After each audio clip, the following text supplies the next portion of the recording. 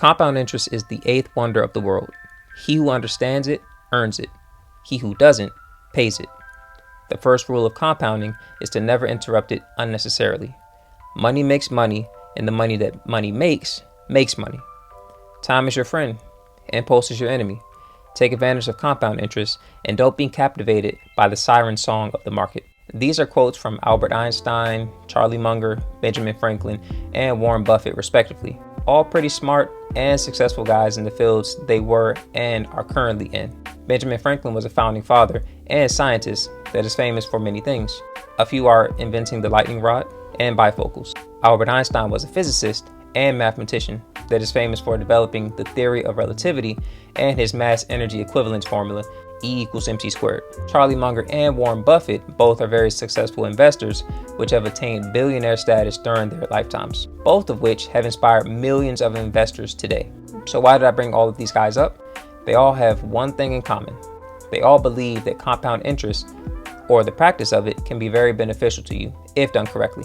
If all of these brilliant men of the past and present believed in this concept, there must be some reason for it.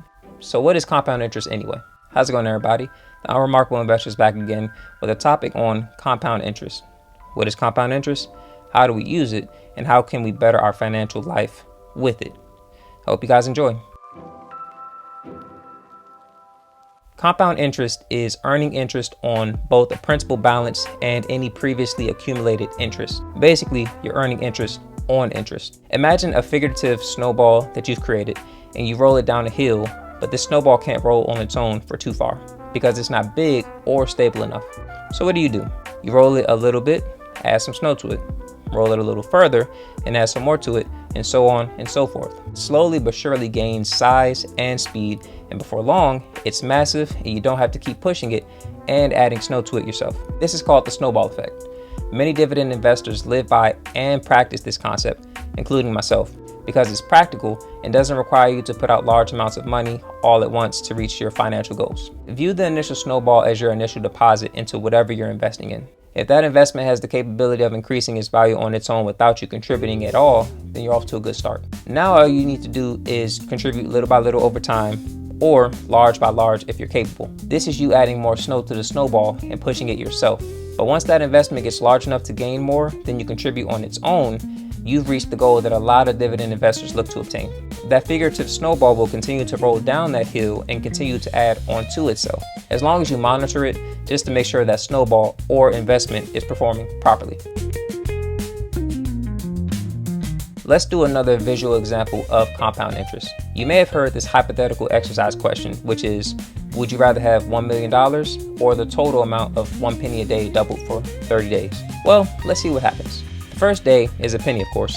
Then we have 2 cents, 4 cents, 8 cents, and 16 cents on day 5. On the surface, this question seems like a no-brainer, but let's continue. On day 10, we have $5.12. Day 15, we have $163.84. And on day 20, we have $5,242 with 88 cents. It's a lot, but we're still nowhere near $1 million, right? Well, here's where the magic happens. Day 21 is $10,485.76. Day 25 is $167,772.16. And day 30 is $5,368,709.12. Pretty crazy, right? This shows the concept of exponential growth in the form of compound interest. Now, in practical investment terms of growth, this would mean you would need a 100% growth rate over whatever time frame you're shooting for to make this example a reality. And to be honest, it's not very realistic. The exercise just shows you that a slow and steady wins the race concept is a winning strategy too. Most long-term stock market investors shoot for a 7 to 10% annual return, which aligns with the S&P 500. Some years the market has better returns like 14 and 18% respectively, and sometimes there are down years like 38% in 2008 and 19% in 2022. The key is to put your money into something that continues to grow regardless of the down years. Since its inception, the S&P 500 has delivered an average 10.42% return, and that's including the major down years. 7.27% if you account for inflation. That's still really good. Now picture that plus the money that you contribute consistently over time. That's when you'll start to see a big difference.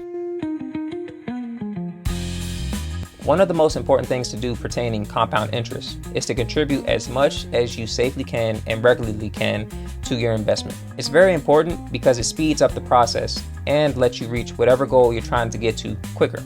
For example, let's say you and your friend each had $10,000 to invest into dividend stocks 20 years ago, and you told each other that you're going to do this for 20 years.